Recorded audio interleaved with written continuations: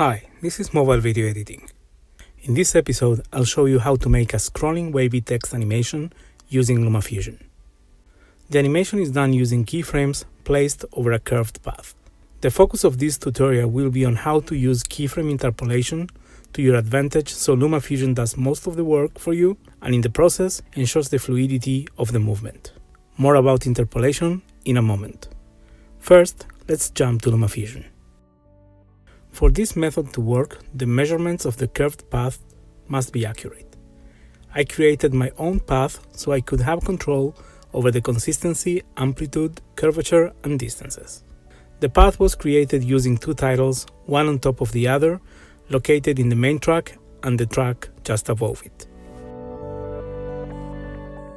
The title in the main track contains equidistant vertical reference lines dividing the screen in 6 areas. It will take exactly 10 frames for the animation to traverse each area. It also contains an horizontal line in the middle of the screen. The second title, just above it, contains 3 identical oval shapes that create a path that resembles a sine wave. For the animation to be fluid, it needs to start outside the viewing area. To be able to do that, the size of the 2 titles that define the path will be increased to 114.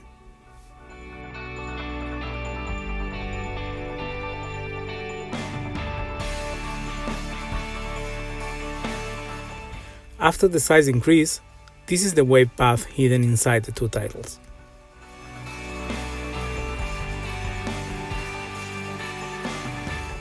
The distance between each vertical line is now 38 points, and the amplitude of the wave is 21.4. The topmost video track contains a title with just one letter, the letter E, using the Arial MT font and font size 74. The title is centered in the middle of the screen and is 3 seconds long. The letter E was selected because its middle stroke will be positioned directly in the path, while the top and bottom strokes serve as an indication of whether the position of the letter in the path needs adjustments. This is the animation that you will be creating in this segment of the tutorial.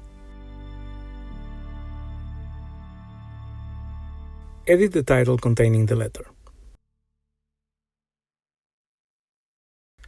Start by adding keyframes for the intercepts.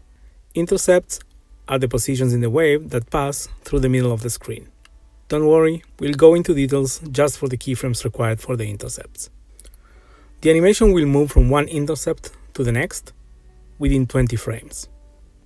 Position Y will remain 0 for all the intercepts, while the angle of the title will oscillate between intercepts from 40 degrees to minus 40 degrees. The animation will move from right to left, so start with the rightmost intercept. Set the rotation to 40 degrees. Move position X to 114. Ensure that you're at the beginning of the time slider and add a keyframe. The third intercept from the right, that is reached after 40 frames, also has 40 degrees rotation, so it will be done next. Keeping the same rotation, move the time slider to the 1 second and 10 frames mark. This is the 40 frames mark. Adjust position X to minus 38. A keyframe will be automatically created. Now, for the second intercept from the right. Move the time slider backwards to the 20 frames mark. Here you can see the first benefit of interpolation. Position X will be already set for you and there is no need to adjust it. Set the rotation to minus 40. A keyframe will be automatically created. For the remaining leftmost intercept, move the time slider to the 2 seconds mark. Set the rotation to minus 40 degrees again. Move position X to minus 114. A keyframe will be automatically created. At this point, using interpolation, LumaFusion has already determined the rotation and position X of the letter E for each frame in the animation between the keyframes already set. In general terms, for each keyframe that you add for this animation, you need to set 3 attributes: position X, position Y, and rotation. With position X and rotation already calculated for you, 2/3 of the work is already done. Moving forward, you will need to set only position Y for any keyframe that you add, leaving position X and rotation unchanged. Now set the values for the peak and troughs. The 2 troughs are at the 10 frames and 50 frames marks. As mentioned earlier, both have a position Y value of 21.4.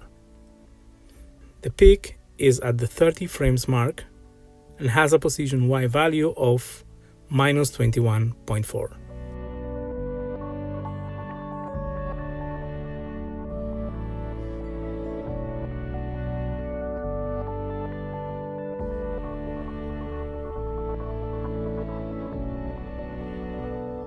This is how it looks after adding the keyframes.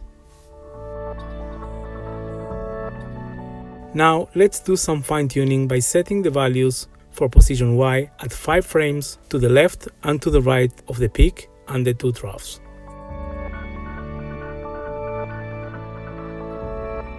This is how the animation looks like after this step. As a final fine-tuning, repeat the process, setting the values that are 2 frames around the troughs to 21.1 and the values that are 2 frames around the peak to -21.1. At this point, you're done adding keyframes. This is how it looks like after applying the keyframes in this step.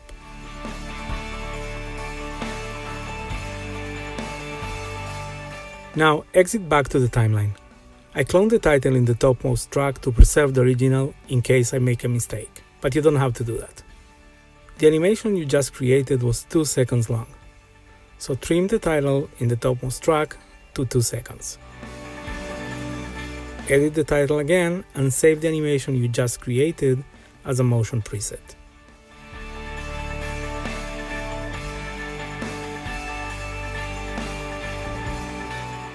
This motion preset will animate one letter only. If you want to animate a word, each letter of the word will be animated separately using a different video track. Here is an example where each letter has the motion preset applied, and the animation of each of the letters starts 20 frames after the previous one.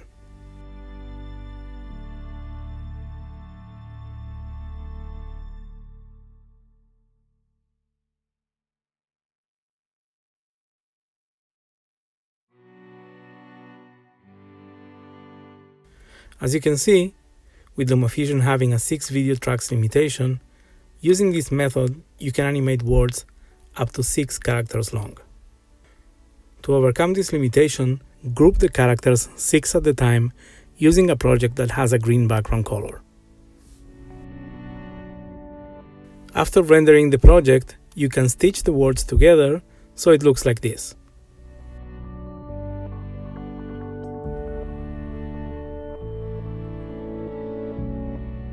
And used in a project, it will look like this.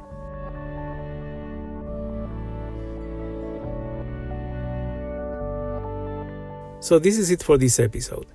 If you like this video, please consider subscribing to this channel. Give it a like, leave a comment, and click on the bell so you're notified when I post new videos.